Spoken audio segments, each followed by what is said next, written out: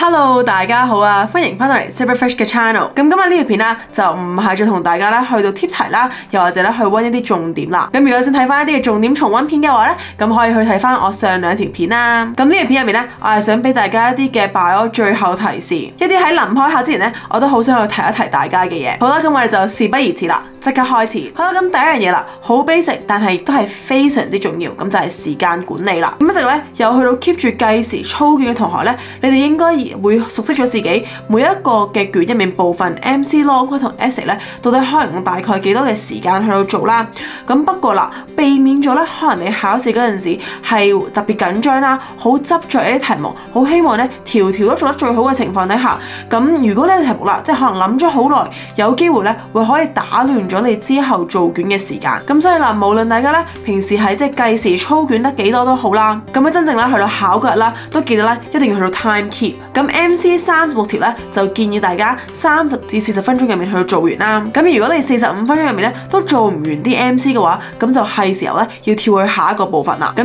你做唔完嗰啲 MC 啦，你就可以圈低佢啦，然之後啦就撞咗佢先，然之後如果有時間嘅話咧，先至去到翻嚟睇呢啲嘅 MC。而如果啦你係一個平時咧做卷都唔太夠時間嘅同學嘅話，咁我建議咧你係會做咗 long quiz 啦同埋 essay 先㗎。咁因為如果你真係最後唔夠時間做 MC 咧，你照撞都有機會可以攞到分，但係咧你嘅 long quiz 同 essay 咧唔夠時間做咧，你又淨係可以漏空佢咋。咁不過咧，俾大部分操卷都足夠嘅同學啦，咁我最好嘅建議咧就係你最尾一兩日咧就唔好再改你做卷嘅次序啦，又或者咧改變你平時做卷嘅習慣啦。咁講翻時間管理嗰度啦，咁 essay 咧就俾大家20分鐘嘅時間去做完啦，而啦20分鐘咧係包括咗5分鐘嘅 planning 嘅。咁所以啦，一份卷2個半鐘即係150分鐘啦，你有當40分鐘咧去咗做 MC 啦，有20分鐘去咗做 essay， 咁即係咧剩翻嗰90分鐘啦，就會係攞嚟做 long quiz 嘅，而咧亦都係份卷入面最大嘅部分啦。而正常大部分嘅年份咧，啲 long quiz 都係有10條或者11條，咁所以你每一條 long quiz 咧都會大概有9分鐘去到平均時間去做啦。咁不過啦，可能份卷咧頭一兩題目係會比較短嘅，咁所以啦，你可能後面就可以 buffer 到多啲時間出嚟。咁但係後面一啲長啲難啲嘅題目，如果啦你諗咗10至15分鐘，你都依然係棘住冇進度諗唔到嘅話咧，咁就有機會咧會累到後面真係唔夠時間做啦。咁所以頂籠10至15分鐘啦。如果你都係已經冇 progress 啦，真係唔太做得落去，或者係咁兜下兜下，係咁寫完又再拆咧，咁樣嘅話咧，我就建議你要去到跳去下一條題目啦，就唔好咧，因為一條題目累到你後面唔夠時間做。咁而經常可能唔夠時間做嘅同學咧，咁我就會建議你咧喺你每一版啊每一個題目嘅嗰一頭咧，你去到寫低你開始嗰條題目嘅時間，咁而有嗰個時間喺嗰個版入面咧，令到你嘅 time keeping 咧係可以更加容易啲啦。咁雖然咧時間管理的確係你哋 DSE 每一份卷咧都好重要嘅嘢嚟㗎啦，咁所以希望大家咧唔好介意我長期都係要提大家一次，咁真係避免咧大家做唔晒份卷嘅慘況啦。好啦，第二樣嘢想提嘅就係一定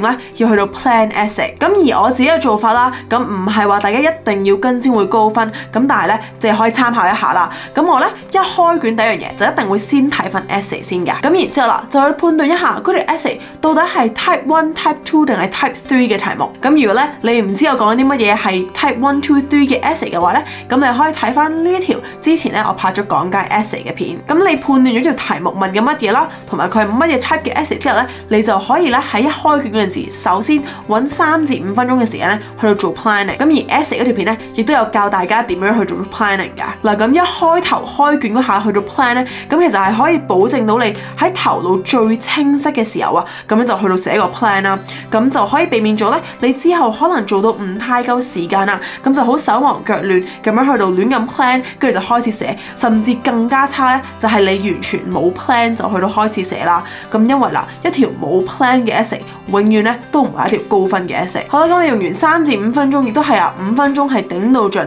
去到 plan 你份 essay 之後咧，咁你就可以開始做你嘅 MC 啦，或者 long quiz 啦，咁就 based on你自己個人嘅 preference。而啦喺你做成份卷嘅過程入面咧，其實你嘅 essay 嗰條題目咧都會大概喺你個腦海入面咧都依然喺度嘅。咁所以啦，當你又覺得有任何 point， 咦可以加落條 essay 度喎，好似都關事喎，咁樣嘅話咧，你就可以拎翻你嗰個 essay 嘅草稿出嚟啦，然之後咧就可以加翻個 point 落去。咁而用咁樣嘅方法咧，希望你喺去到真係要落筆寫 essay 嗰下，你已經有一個比較完整嘅 plan 啦，咁咧係有方向點樣去到做呢個 essay 噶啦。咁而如果你寫得有條理嘅話咧，咁你嘅 ideas and organization 咧自然都會高分啲啦。咁另一個關於 ideas and organization 嘅重要嘅事項咧，就係分段啦。咁啲同學咧可能好中意兩段咧，即係寫到好黐埋嘅，你覺得自己分咗段，但係個考官改嗰陣時咧，其實佢真係唔太睇到你嗰度係兩段啦。咁所以啦，分段就明確啲啦，中間咧可能隔1至2行咧先至再開下一段，咁樣咧都係令到個 marker 可以改得更加舒服啦，更加清楚嘅咋。好啦，第3樣想提啦，就係大家啲答題技巧。咁睇任何題目啦 ，MC long quiz 都好咧，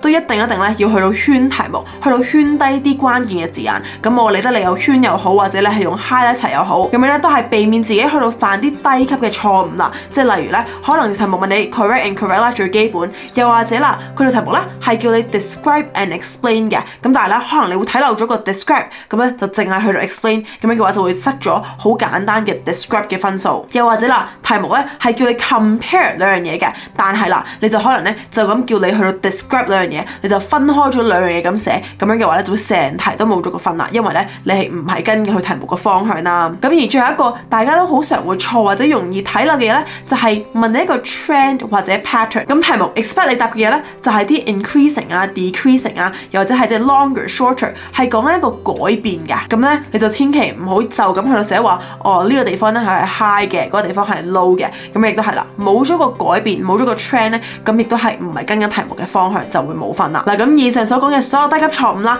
都係可以令到大家咧失好多分嘅。咁所以啦，睇每一條題目嗰陣時，諗清楚、睇清楚、圈低咧，到底佢嘅關鍵字眼係啲乜嘢，佢嘅題目嘅問題字眼係啲乜嘢，咁咧就唔好 miss 咗，唔好誤會咗條題目啦。好，同埋啦，如果係 basic， 不過咧都係想提嘅，就係啦，你要睇晒成條題目先到開始做，包括啦，可能係有個 diagram 嘅，個 diagram 上面嗰行字啦，然之後 diagram 裏面俾你嘅資料啦，跟住啦就係嗰條細題目嘅每一個字，睇清楚晒所有嘢先好開始落筆寫。咁就千祈咧唔好見到嗰條題目有啲可能你熟悉嘅關鍵字眼嘅一啲掛式嘅 topic， 咁咧你又將你所有識嘅嘢咧就倒晒落條題目度，咁而咧就係離題啦。咁而第4樣嘢就係啲考評局咧每年都會出噶啦，就係一啲嘅 unseen 嘅實驗題目。咁可能咧佢會俾啲新嘅資料你啦，你冇見過嘅 scenarios， 咁然之後咧就再 base on 嗰啲 scenarios 啫去問你啲問題。咁見到啲題目咧，你覺得自己冇見過，其實成個場嘅考生咧，其他都冇人見過㗎。咁所以千祈咧要淡定啦，唔好彷徨，唔好見到題目咧就覺得自己冇見過就一定唔識做。好啦，咁但係啦，如果你睇完之後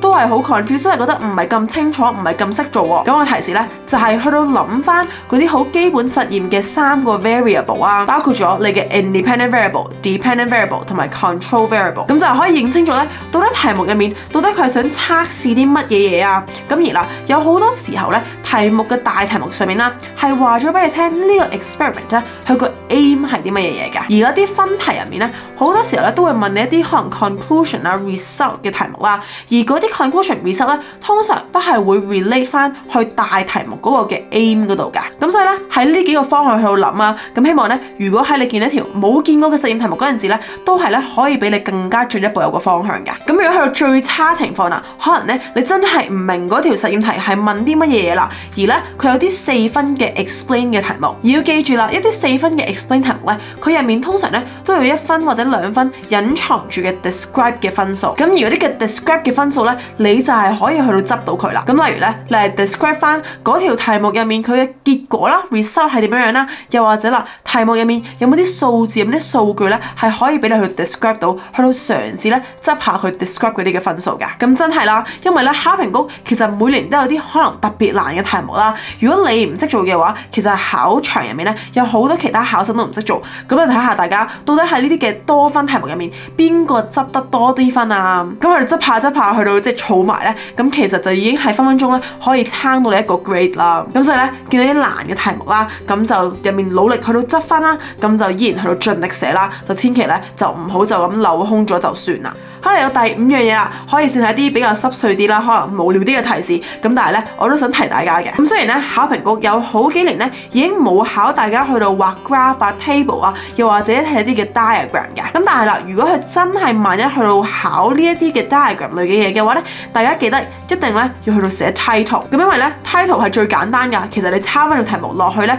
跟住間個橫線俾佢咧，就已經可以攞到1分。咁但係咧好多同學都會好容易唔小心咧就會漏咗個 title。好啦，第二樣嘢啦，咁就濕碎啲啦，咁就係咧你哋嘅 elective paper 2嗰度，咁記得咧要喺自己嘅答題紙上面嗰啲嘅方格啦，去到交叉翻自己咧係答緊邊一條嘅題目嘅。好啦，嚟到最後一樣嘢啦，咁咧就係關於 check 卷嘅。嗱，咁好多時候咧，同學 check 卷嘅方法就係會望住份卷啦，跟住望住自己寫嘅答案，咁咧就去睇一次。咁當然咁樣做咧，你係好容易咧會有個 bias，覺得自己之前寫嘅嘢咧係啱嘅。咁避免呢個情況咧，我自己嘅做法啦，我咧就會揾另一張紙啦，去到冚住自己本身寫咗嘅答案，然之後啦喺個腦海入面咧再諗一諗到底個思路應該係點樣啊，然之後咧先去到望自己嘅答案，咁樣咧就更加容易咧可以捉到自己本身之前有嘅 careless mistakes。咁而呢個方法啦，除咗 long quiz 之外啦 ，MC 咧你都係可以咁做嘅。咁的確係會比你就咁望住自己舊嘅答案睇一次咧，係花得更加多嘅時間。咁但係咧係可以令到大家 check 卷嘅效能咧係更加高嘅。好啦，今日同大家講嘅提示咧就係咁多啦。咁如果咧有其他咩嘅問題嘅話，都可以喺下面留言嗰度問我嘅。咁而呢條片咧，如無意外應該就會喺大家考 DSE 之內嘅最後一條片啦。咁希望咧我呢年之前拍咗嘅 DSE 片啦，都係可以幫到大家嘅。咁如果呢條片或者係之前拍過嘅 DSE 片，你覺得係幫到你嘅話咧，咁希望你可以留個 like 俾我啦，又或者咧可以喺 comment 嗰度話俾我聽。咁最後咧，祝大家爆咗卷可以咧應用翻自己3年所學嘅嘢出嚟。咁希望呢條片咧係俾到你一啲嘅最後提示。咁如果覺得有用嘅話咧，都記得 share 俾你都會考 Bio 嘅 DSE 戰友。咁樣嘅話咧，我哋就之後嘅片再見啦，拜拜。